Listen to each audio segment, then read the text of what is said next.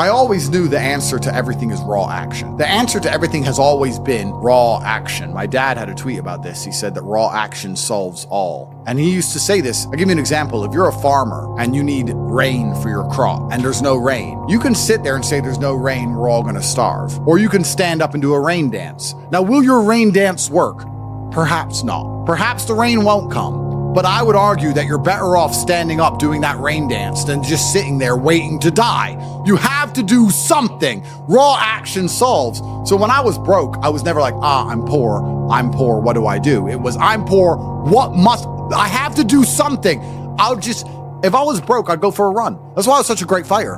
If I was broke, I'd sit there and go, I'm actually poor. How do I make money? Don't know. Where can I get some cash? Don't know. What work can I do? Don't know. I'll just go for a run then. And I just go for a 3-mile run. You just have to say, well, I have to do something. I can't just sit still and die. A lot of people are happy to just sit still and die or to go to sleep and take a nap. Well, if that's what you want to do, then you can say a loser. That's fine. I'm glad there are losers, because if everyone had Lamborghinis, my Lamborghini wouldn't be fun to show off. I need you to look at it and feel the deep pain in your heart of regret and failure. That's the whole point of it. I need to drive my Bugatti and everyone be looking at it going, I'll never have one of those. And I can get all their energy and feel it all, and it makes me happy. Fantastic. So you can sit at home and do nothing. But when I was poor, I had to go for a run. I couldn't sit still or lift weights or do something. I couldn't even sleep. So raw action solves everything. And I understood that at a young age. But as you get older, you get to look back and you get to put your whole story together, the whole tapestry together. I knew I wouldn't stay poor. Did I ever think I'd get this rich? Well, I never said I wouldn't, but did I ever think it would probably happen at this level? No, but it's amazing how the compounding interest of just endless raw action adds up. I've never had a lazy day. I've never skipped work, never missed an email, never had a day off, ever. You name if you were to go through the last 3 years of my life, you will see that there's never been a day where I wasn't doing what I was supposed to do. And it all just adds up, and then monumental success comes and you get to laugh at everybody else, ha ha ha, and life's great. Well, I think that initially fighting is always the best thing you can ever do. Especially it's the best way to spend your 20s because you heal superhumanly, you heal like Wolverine, and I can't think of a better use of that superhuman healing ability besides fighting. And it's going to teach you everything you need to know about personal accountability and hard work and overcoming fear and dedication and discipline. There's so many lessons to be found inside of fighting. And plus, it's the most respected sport on the planet. And I think that you'll learn more about yourself and more about life and more about the realities of how the world works if you're a fighter. So I think that's what's so fantastic about it. All of my wisdom and all the things I say doesn't come from books. It comes from life experience. And a lot of my life experience is the brutal realities of violence.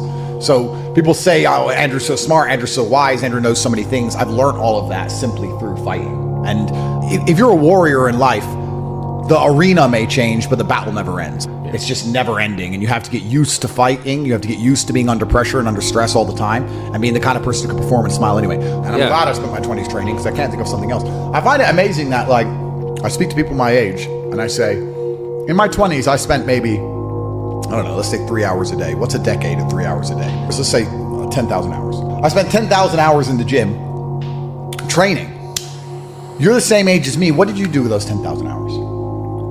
They can't even tell me what they did. What did you do? Watch TV, go out, go pub, sit around, sleep, nap, chase women? What did you actually do? We had the same amount of waking hours and the same amount of minutes. I know where 10,000 hours of my minutes went, and that's why I'm the champ. That's why I have 4 title belts above my bed. That's how I spent my 10,000 hours. Tell me what you did with your 10,000 hours, which is equal to, comparable to, or superior than how I spent my time. And they can't even name what they did with any of their time. They're like, don't know. So if you're 16, you need to be using every single waking minute towards things you're going to remember. You're going to remember training. You're going to remember working hard. You're going to remember trying to make money. You're spending your life and wasting your time doing things you're not even going to be able to recollect in a few years. You're going to wonder why you fall behind the people who don't waste time. Time is the ultimate currency. Time is money. Time is also strength and power and networks, connection. Time is everything. You can convert it. It's like malleable. Time is like Play-Doh. Yeah. You can turn it into anything. You can turn it into muscles if you go to the gym. Turn it into fighting prowess if you go to the fight gym. But people have all this time and they just mush around with it. And then they're like, don't know why, I'm failing. I wish I was successful. When you're living that type of life and you end up searching for meaning, you end up down the path of hedonism because the meaning is, I want to have as much fun as possible. But fun in and of itself, I was talking to another girl and I was saying to her that fun, she was saying to me, you know what, Andrew, all you do is work. You never really have fun. And I said, fun is haram. She goes, is fun really haram? I'm like, no, it's not. But please understand what I'm trying to say here. What I'm trying to say is when you look at what most people do for fun, it's horrible. Look, what fun is clubs, drinking, running around, laughing like a kid, all this, all the bad things in life, the negative haramities can be attained through this obsession with fun. If you find a man who's obsessed with work, I have things I need to do and I feel satisfied inside when I do them. I have duty and I have work and I have obligations to fill and objectives to meet. I feel happy when they are done. That is my fun. My fun is clearing my emails, making $2 million in the day, buying another investment property I don't need, going to bed, training hard, eating right. That's my fun. Call me boring. That's what I enjoy. When you were talking about that lifestyle and what you end up searching for in that hedonism, you just end up searching for excesses, right? To have more fun, you want to get more drunk, go to more clubs, and it's just a black hole and it never ends and you end up destroying yourself. Yep. We need discipline, we need purpose, we need to have parameters set for us. And truthfully, as a person, you're happier that way. That's why I quit drinking. People think I quit drinking because I reverted to Islam. That's not why. I actually quit drinking 2 months before that. I was extremely effective on alcohol. I would drink 4 or 5 times a week because I'm extremely rich and I have a very good life and I'm in my mansion and I'm drinking. I was still world famous. I was still making millions of dollars. I was still in fantastic physical condition. All the videos you watched me from a year and a half ago, I still look like a bodybuilder. I still outperformed everybody. I didn't have a drink problem. I could easily quit. In fact, I didn't even want to drink most of the time. It's just a party going on. I was still monumentally successful on alcohol and I could continue to drink alcohol for the rest of my life. But I stopped because I thought, will I enjoy having less fun? Will it be fun to have less fun? Okay, that's all fun. But would it be fun to have less fun? And I said, maybe instead of spending all of our money doing this stuff, we should spend all of our money getting very regimented. We should have loads of members of staff and we should be up at exactly 7:46 and we should have a coffee ready and hot at 7:47 and at 8:01 we should go into the gym and we should finish at 8:27 and we should have all of it. We should have everything regimented and we should produce more content than ever before and become richer than ever before, but just remove the fun and have fun in not having fun and just being monumentally competent and effective. Okay, well, I'll try it. Let me try for 6 months to give up all fun and just be boring.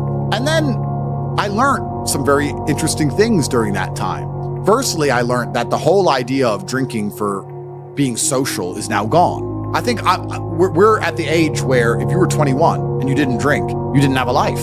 There's no reason to drink for socializing because everything's online anyway. You meet everybody on apps. Nobody cares about drinking anymore. That's the first thing I learned. The second thing I learned is that being exceptionally regimented is fun. I truly enjoy it. I enjoy it just as much as I enjoyed because what would happen before is I'd do all my work and I'd train hard and I was always an effective person. I was still 1,000 times more effective than the average man. And then I would take 6 or 7 hours and drink and smoke and have fun and enjoy the fruits of my labor. I became extremely rich. Why not get on a private jet and have fun?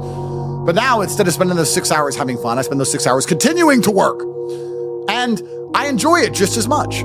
So now I'm sitting there going, well, I enjoy it just as much and I'm not damaging my health. I enjoy it just as much and I'm making more money. So it really, truly ruins my day when a beautiful girl's like, can I see you? It's like, oh, I've got work to do. I'm regimented. I have to sit here and type. I don't want to talk to you and have fun and party. I don't want to do any of that. I want to do emails. You don't get it. I know to you it makes no sense. But you already have all this money. Why do you want to do emails? Because that's my fun now, regiment. So I decided to dedicate 6 months to being boring.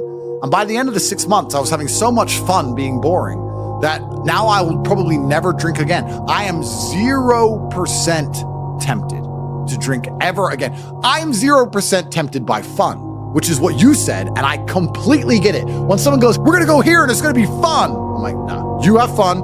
I'll do my emails. You enjoy. I don't want to go to clubs. I don't want to go to some party. I'm not interested in traveling. I'm not interested in seeing anything. I've seen it all anyway. I've been everywhere. Like, who cares? I'm above it all. I'm over it all. I want to run my empire and I want to spend time with people I love and I want to beat my brother at Uno and that's it.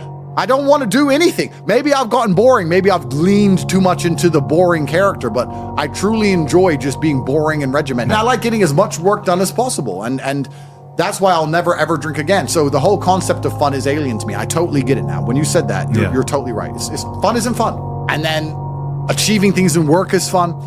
The only thing I guess I can say I do for fun is driving fast cars. But then I need to make $800,000 to buy a Ferrari. So it's still work involved, there's still work involved. But I really believe God's given me one of the best lives, and I can't complain about anything bad that's happened. It's all been fantastic. I'm truly thankful for all of it. I think if a couple bad things happen to you, you should be intelligent enough to realize that eventually you're going to get over it and you're going to learn an important lesson. It's going to change you in the correct direction. And Allah is the best of planners, and He knows what you need to learn. I think that as humans, especially as men, we only learn the hard way anyway. There's two ways to learn a lesson, the hard way and the hardest way. There's no easy way to learn a lesson. You have to learn the hard way. So God gives us lessons via difficulty. He thinks you need to learn this about yourself or this about other people. So I'm going to give you a difficult time so you can learn your lesson. Because if I told you, if I just said, hey, Andrew, this is how the world works, you go, yeah. But when I show you, when you feel it, my fight coach used to say, you have to feel it to believe it. That's why if he was teaching low kicks, he'd kick your leg off. Because you don't believe in the power of a low kick. You don't believe a low kick can be so devastating unless you've felt it. You have to feel it to believe it. So God will give you a difficult time so you learn your lessons. And the lessons are very important for you to be the person who you need to be in this life. He's the best of planners. And I'm thankful for all the lessons He's given me. He's bestowed knowledge upon me. How could I not be grateful to God for making me so intelligent and wise and the ability to look into things so deeply and come up to the right decision and basically predict the future perfectly? You have to have difficulty happening to you all the time. So when you sit and say, I want an easy life, what you're saying is you're a dummy and you want to be a dummy. You want to stay a dummy. I want an easy life and I don't want anything bad to happen to me, because even though it will teach me lessons, I'm too big of I can't handle the emotional pain. I can't handle the stress.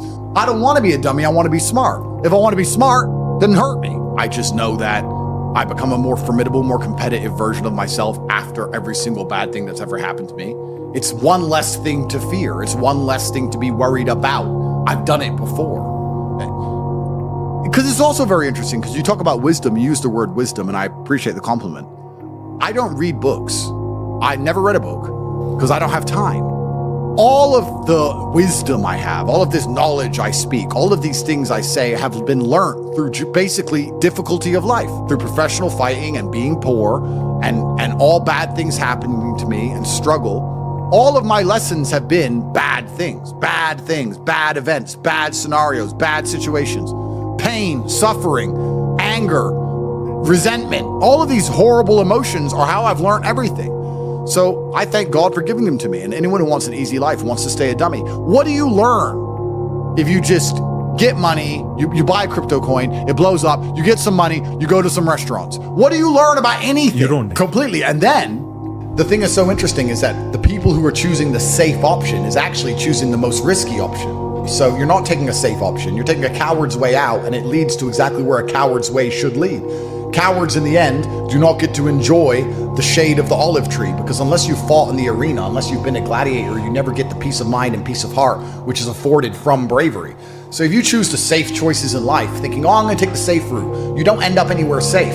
The safe option doesn't work anymore. You need to take risks. You need to try and start your own business. You need to go all in on things. You need to go wild. You need to be a man who's not afraid to stand up and think, fuck it, it's all on my back and I'm going to find a way to pull this off.